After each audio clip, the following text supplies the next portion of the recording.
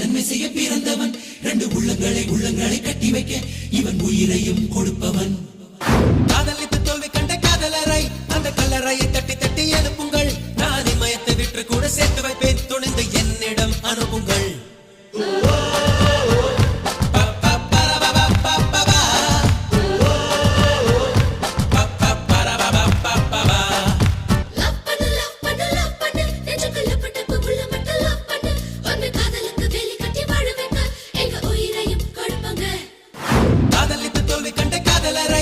கல்லறையை தட்டி தட்டி எழுப்புங்கள்.